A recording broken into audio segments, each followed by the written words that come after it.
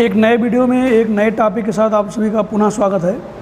आज भी हम लोग चैप्टर सेकेंड जैव वर्गीकरण एवं नामकरण, जिसे आप बायोलॉजिकल क्लासिफिकेशन एंड नॉमेनक्लेचर कहते हैं, से संबंधित विभिन्न परीक्षाओं में पूछे गए महत्वपूर्ण प्रश्नों को मैंने सम्मिलित किया है।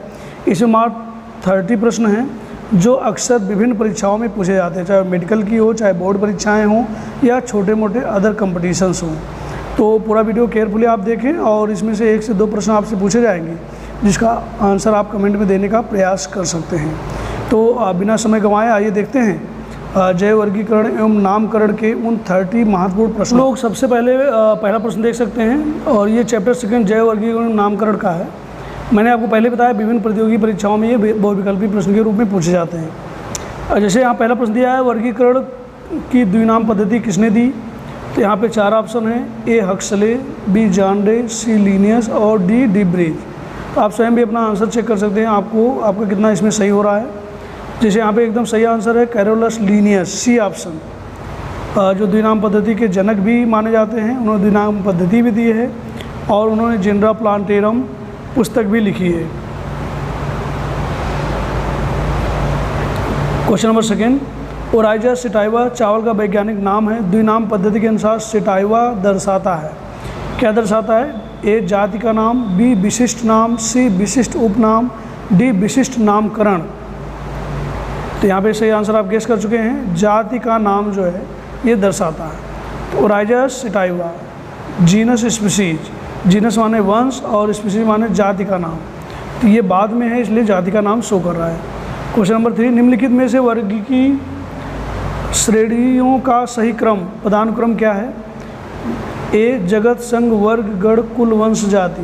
तो यहाँ पे 4 ऑप्शन दिए हैं, तो इसका पहला ऑप्शन ही सही है। सबसे पहले किंगडम आता है, फिर संघ माने फाइलम, फिर क्लास, फिर ऑर्डर, फिर फैमिली, फिर जीनस, फिर स्पीसीज। ये इसका सही क्रम है क्लासिफिकेशन का। क्वेश्चन नंबर 4, किसी स्तर का वर्गीकी समूह क्या कहलाता है? ए वर्ग, बी गण, सी टैक्सा, डी संघ। 4th का सही आंसर आप गेस कर चुके होंगे, टैक्सा कहलाता है। क्वेश्चन नंबर 5, निम्न परस्पर संबंधित जेनरा का समूह कहलाता है। एक दूसरे जो संबंधित जेनरा होते हैं उनका समूह क्या कहलाता है? ए कुल, बी गण, सी संघ, डी वर्ग।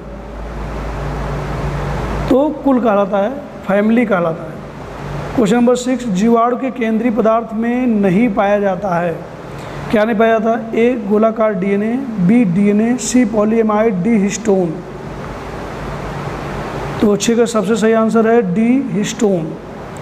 क्वेश्चन नंबर 7, निम्न में से क्या प्रोटोजोआ का प्रचलन अंग नहीं है?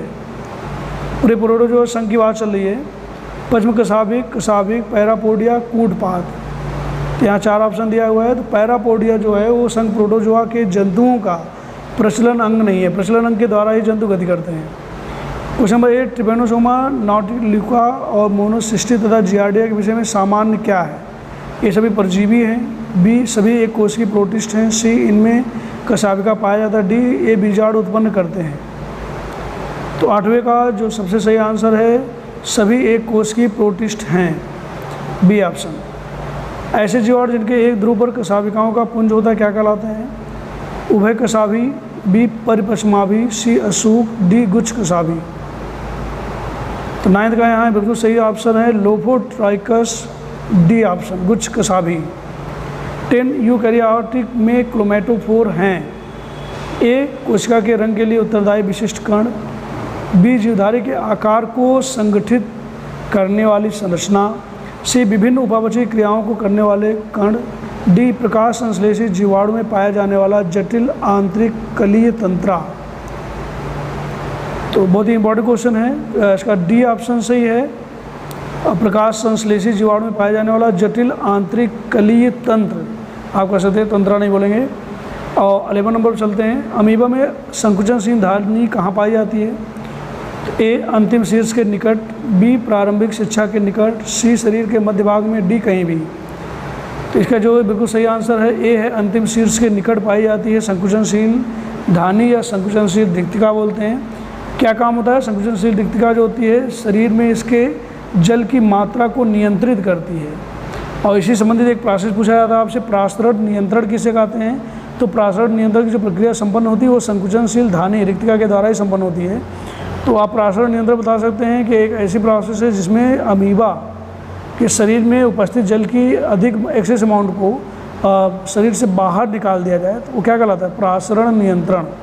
तो उसमें कौन हेल्प करता है? संकुचनशील रिक्तिका। जो जल की मात्रा शरीर में अधिक हो जाती है तो ये संकुचनशील रिक्तिका उसको अपने अंदर भर लेती है और अमीबा के शरीर के सतह पर आकर के फट जाती है और जल को बाहर रिलीज कर देती है। उससे शरीर के अंदर का जल वाटर बैलेंस बना रहता है, जिससे शरीर उसका फट नहीं पाता है, जीवित रह जाता है अमीबा इसी वजह से। क्वेश्चन नंबर 12 बात करते हैं, निम्न में से कौन सा कथन माइकोप्लाज्मा के विषय में सत्य नहीं है? ये बहुआकारकीय होते हैं, बी पेनिसिलिन के प्रति संवेदनाशील होते हैं, सी पादपों में रोग उत्पन्न करते हैं, डी पपलो भी कहलाते हैं। तो कौन सा कथन सत्य नहीं है, ये आपसे पूछा गया है। तो सही कथन सत्य नहीं है इसमें कौन सा? पेनिसिलिन के प्रति संवेदी होते हैं, ये सही नहीं है। 13 को जीवाणु कोशावृत्ति किससे निर्मित होती है? ए सेलुलोज, बी हेमीसेलुलोज, सी लिग्निन, डी पेप्टाइडोग्लाइकन। तो 13 नंबर पे यहाँ पे बिल्कुल सही आंसर जो है वो है डी पेप्टाइडोग्लाइकन। 14 निम्न में से क्या सही है? ए अवपंक फफूंद अगुणित होते हैं, बी प्रोटोजोआ में कोशाभित्ति नहीं पाई जाती, सी डायनोफ्लैजेलेट अचल होते हैं, डी इवलिना में पेलिकल नहीं पाई जाती है।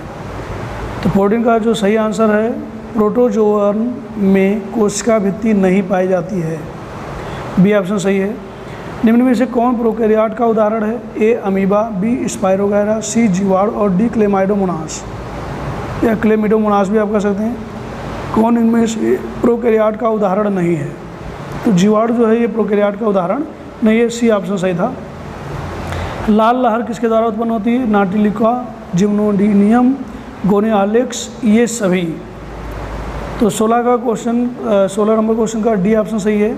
ये सभी रेड शैवाल कहलाते हैं, रोडोफाइसी क्लास से बिलोंग करते हैं और ये जिस समुद्र में पाए जाते हैं इनकी वजह से वहाँ पे जल लाल दिखाई देता है, इसलिए उसका लाल सागर नाम है और लहरें भी लाल होती हैं इसकी वजह से। 17 कोशिका प्रोकैरियोट कोशिका का लक्षण क्या है? ए केंद्रक कला की स्थिति, बी यहाँ उपस्थिति आप कहेंगे, बी क्रोमैटिन पदार्थ की अनुपस्थिति, सी गुणसूत्र की उपस्थिति, डी केंद्रक कला की अनुपस्थिति। तो 17 का जो सही आंसर है वो है केंद्रक कला की अनुपस्थिति।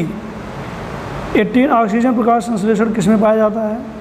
आसिलेटोरिया, रोडोस्पाइरलम, क्लोरोबियम, क्रोमियम। यहाँ जो चारों ऑप्शन दिए हैं चारों शैवाल हैं। अब पूछा गया ऑक्सीजन प्रकाश संश्लेषण किसमें पाया जाता है?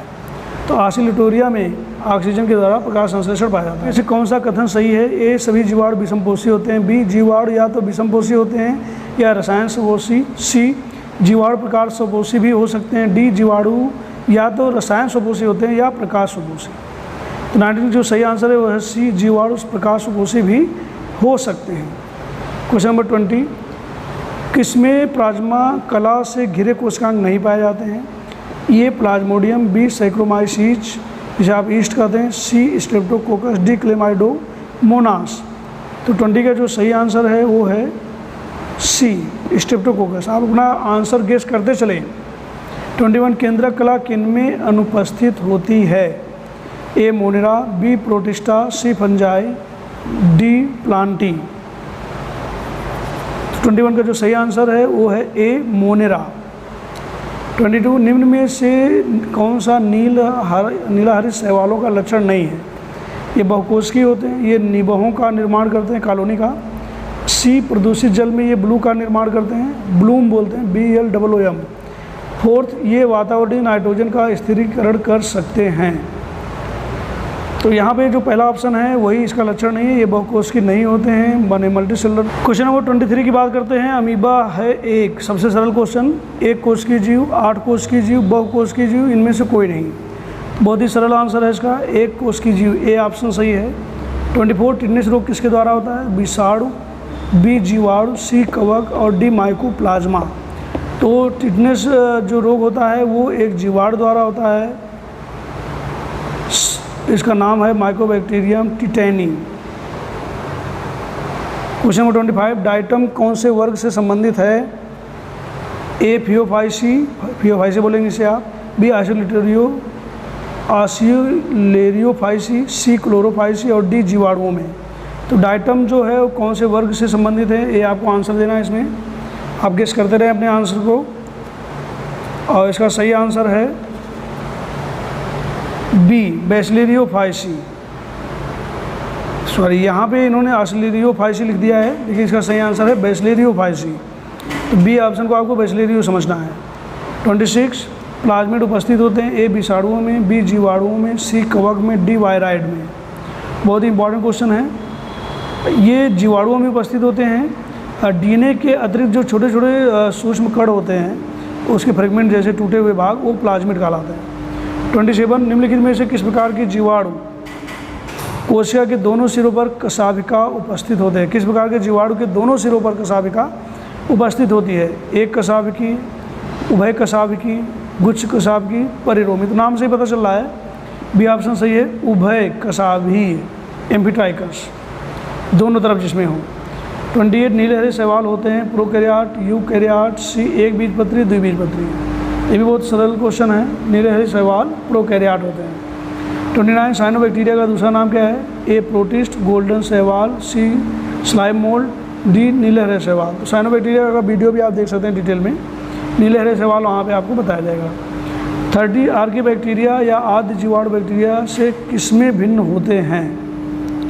ए कोशिका की संरचना, बी पोषण की विधि, सी कोशिका का आकार जीवाणुओं में, डी प्रजनन का तरीका। यहाँ पे 30 का जो सही आंसर है कोशिका की संरचना या कोशिका कला की आप संरचना कह सकते हैं इसको। और इस तरह से आपने 30 क्वेश्चन यहाँ पे देख लिए। सेकेंड चैप्टर भी यहाँ पे कंप्लीट हो जाता है। और वीडियो आपको ये पसंद आती है शेयर ज़रूर करिएगा। और आपको एक क्वेश्चन का आंसर इसमें देना है। क्या आंसर देना है? कि जीवाणु के केंद्रीय पदार्थ में नहीं पाया जाता है। इसमें क्वेश्चन नंबर 6 था, आपको क्वेश्चन पुनः जाके नहीं देखना है, वहाँ से आंसर देना है। जीवाणु के केंद्रीय पदार्थ में नहीं पाया जाता है क्या? 4 ऑप्शन यहाँ पे है। ए है गोलाकार डीएनए, बी है डीएनए, सी है पॉलीएमाइन और डी हिस्टोन। तो सही आंसर आप कमेंट करके बताएंगे। और वीडियो पसंद आता